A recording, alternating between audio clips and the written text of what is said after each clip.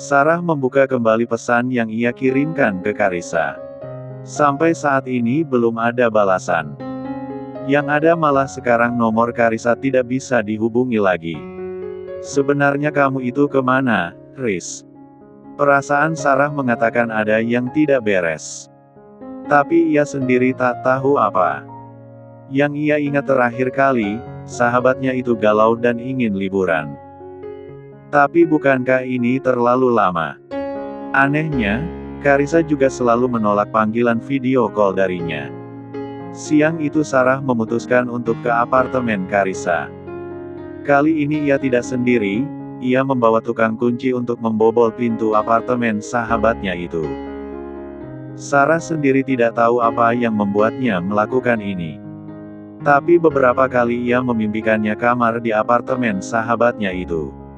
Kalau sekali dua kali, mungkin bisa ia abaikan. Tapi mimpi itu datang lebih dari 3 kali. Dan Sarah merasa ini seperti pertanda bahwa ada yang tidak beres di sana. Semoga ini cuma perasaanku saja. Carissa pasti baik-baik saja. Sarah menguatkan hati ketika memasuki apartemen sahabatnya itu setelah orang suruhannya berhasil membuka pintu tersebut. Hah? Kok? Aku merinding. Ya. Sarah mengusap kulitnya yang tiba-tiba meremang.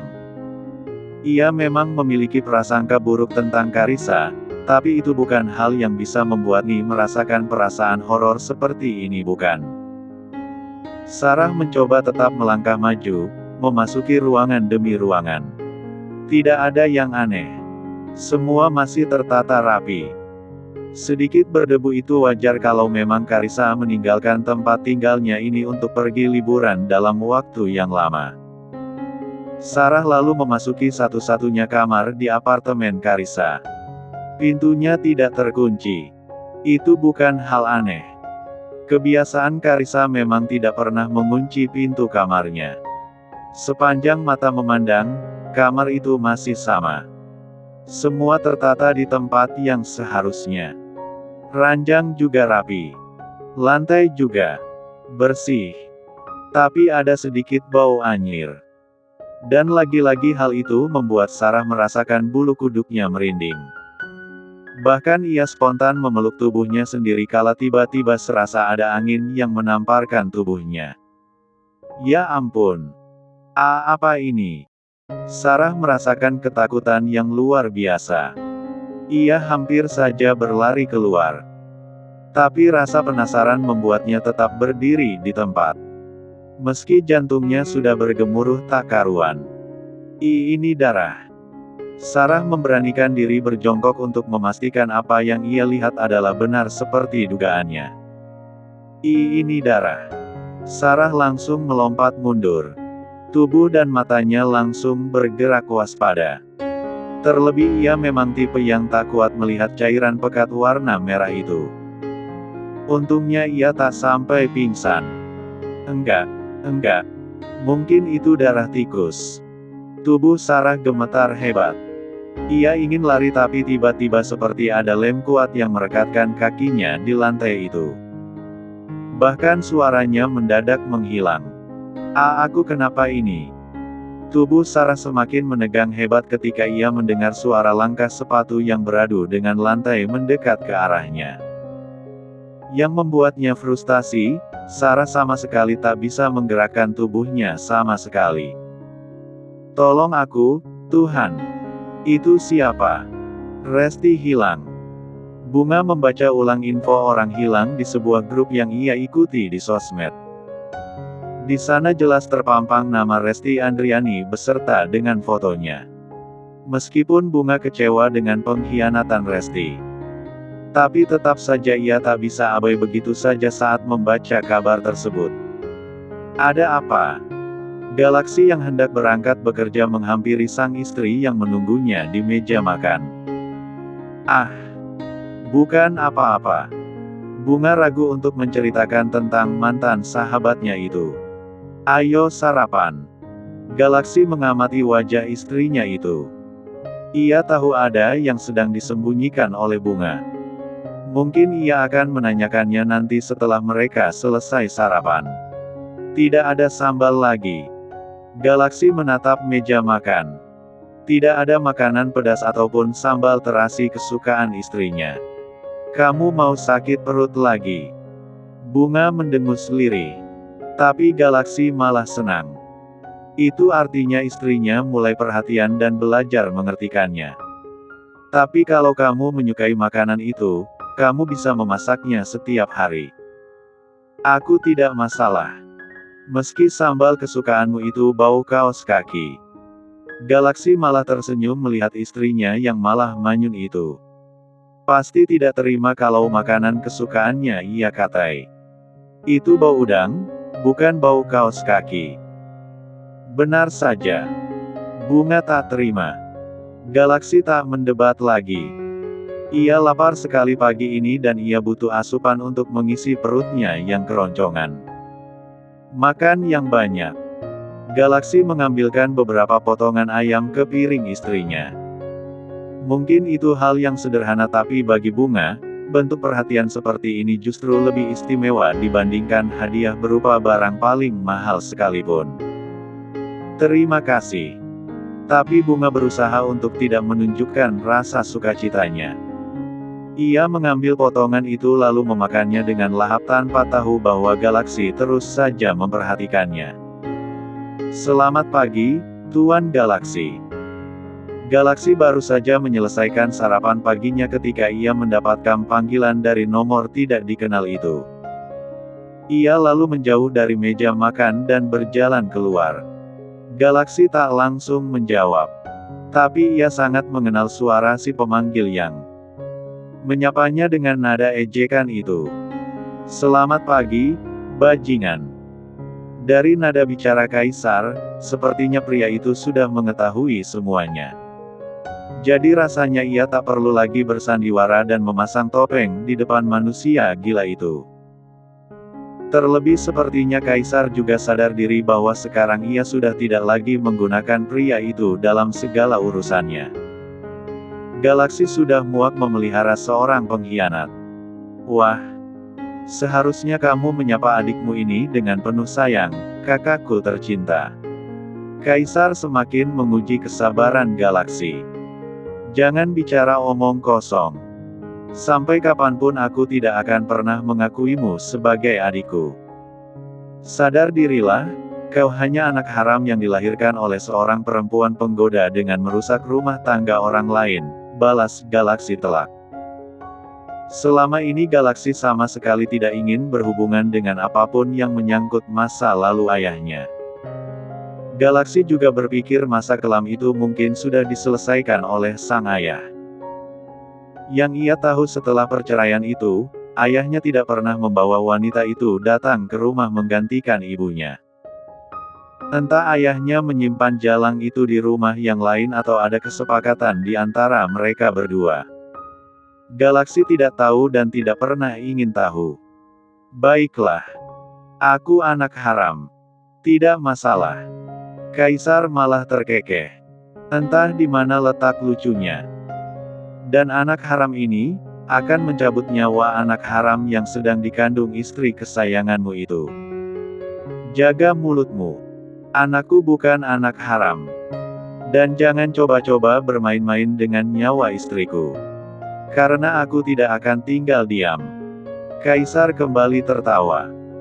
Sungguh kalau pria itu di hadapannya Galaksi ingin sekali melayangkan pukulannya di wajahnya yang penuh topeng itu. Sungguh tak habis pikir, selama bertahun-tahun lamanya ia bisa tertipu oleh bajingan ini. Apa kamu tidak ingin tahu kabar sahabat istrimu itu? Apa peduliku? Dia hanya wanita bermuka dua yang melakukan sesuatu demi kepentingannya sendiri, kecam Galaksi marah. Tenanglah, Tuan. Tidak perlu emosi seperti itu. Karena bukankah kamu pun sama saja? Apa maksudmu? Maksudku. Bukankah kamu pun rela bermuka dua, demi bisa menikahi gadis pujaan hatimu itu? Tebakan Kaisar benar-benar telak membuat Galaksi tak berkutik. Bukankah malam itu sebenarnya kamu sadar saat melakukannya dengan sekretarismu itu? Bagaimana seandainya wanita tercintamu itu tahu kalau suaminya adalah pria yang tega memperkosanya demi bisa menggagalkan pernikahannya? Tawa kaisar benar-benar syarat ejekan. Tutup mulutmu. Galaksi ingin mengelak tapi ia tak bisa melakukannya. Karena memanglah malam itu ia sadar meski tujuannya melakukan itu pada bunga tidaklah seperti yang kaisar katakan.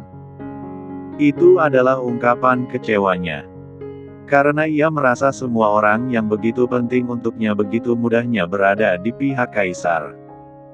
Apa kamu tahu, pecundang? Sebusuk-busuknya aku tidak pernah melakukan itu pada seorang wanita.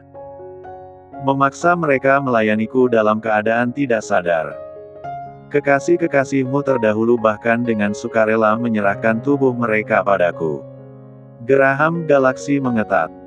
Ingin membela diri pun rasanya percuma. Karena jauh di dalam lubuk hati Galaksi perasaan bersalah itu memang ada dan nyata. Tidak usah bertele-tele. Apa tujuanmu menghubungiku? Oke. Tuan yang punya kuasa. Aku yakin pasti wajahmu pucat pasi saat ini.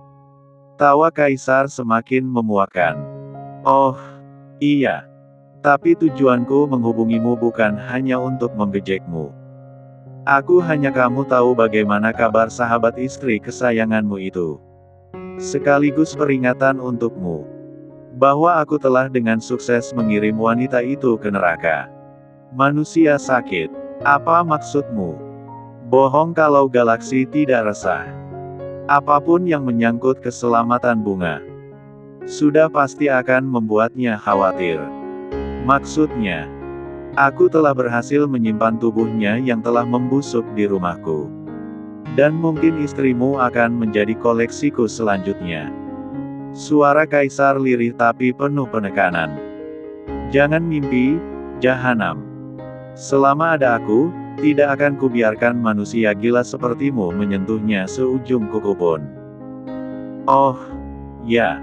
Ada satu lagi yang belum kamu tahu. Kaisar menjeda kalimatnya. Apa kamu ingat Naima? Kekasihmu yang yatim piatu itu. Aku jugalah orang yang telah mengantarnya lebih cepat ke gerbang neraka. Galaksi memaku, belum sempat memberikan respon apapun saking terkejutnya dengan pernyataan itu. Tapi kaisar lebih dulu telah mematikan sambungan teleponnya. Naima. Ya, Galaksi pernah tergila-gila pada gadis yatim piatu itu dulunya. Galaksi menyukai kegigihan Naima yang berjuang untuk pendidikannya di tengah keterbatasan biaya. Waktu itu Galaksi menerima bukti foto perselingkuhan Naima. Yang rupanya rela menjual dirinya demi bisa mendapatkan uang untuk melanjutkan pendidikannya. Galaksi tidak memberikan Naima kesempatan untuk menjelaskan semuanya. Komunikasi mereka terputus begitu saja. Karena Galaksi tidak pernah memberikan kesempatan kedua bagi wanita yang sudah berani mengkhianatinya. Padahal ia selalu menawarkan bantuan, tapi wanita itu selalu menolak dengan alasan tak mau merepotkannya. Naima. Galaksi menggumamkan nama itu. Ia teringat seseorang yang menyadarkannya tentang wajah bertopeng kaisar. Dari sana ia juga tahu kalau Naima juga pernah jatuh ke pelukan kaisar. Tapi kenapa kaisar malah menghabisinya? Galaksi mengusap wajahnya kasar. Mungkin Naima hanya masa lalu yang sudah ia lupakan. Tapi tetap saja, mendengar pengakuan kaisar. Galaksi mulai bisa menyimpulkan, mungkin wanita itu hanya korban dari ambisi balas dendam pria gila itu hingga berakhir mati sia-sia. Sungguh menyedihkan. Kandung. Tolong kamu cari tahu tentang Naima. Terakhir yang kutahu sembari kuliah dia juga bekerja sebagai asisten pribadinya Manggala. Galaksi langsung memberikan perintah pada asisten pribadinya itu. Ia tak menyangka kaisar lebih gila dari dugaannya. Baik, Tuan. Kandung menjawab patuh. Siapa Naima? Bunga yang kebetulan keluar ingin mengantar suaminya berangkat bekerja mendengar pembicaraan suaminya dengan kandung. Bukan siapa-siapa, sayang. Aku hanya sedikit memiliki masalah dengannya. Galaksi tak tega mengatakan yang sebenarnya pada sang istri. Meski ia akan memberikan pengawasan ekstra pada Bunga. Tapi ia tak ingin membuat istrinya khawatir ataupun ketakutan jika mendengar kegilaan Kaisar. Kenapa kamu gugup begitu? Tatapan Bunga menyelidik. Entah kenapa hatinya sedikit cemburu ketika pria itu menyebutkan nama wanita lain. Apa kamu sekarang cemburu? Ini bukan pengalihan pembicaraan, tapi Galaksi bisa melihat kilat cemburu di mata istrinya. Kak, kenapa aku harus cemburu? Bunga langsung menampiknya mentah-mentah. Galaksi kecewa. Baiklah. Aku sebenarnya lebih suka kalau kamu cemburu. Tapi, ya, sudahlah. Karena dia bukan orang yang harus kamu cemburui. Galaksi tiba-tiba memeluk istrinya. Sedikit banyak ancaman Kaisar membuatnya takut untuk kehilangan Bunga dari sisinya. Ada banyak orang di sini. Bunga malu. Karena suaminya menaruh banyak pengawal di rumah ini. Bahkan sepertinya ini lebih banyak dari sebelum-sebelumnya.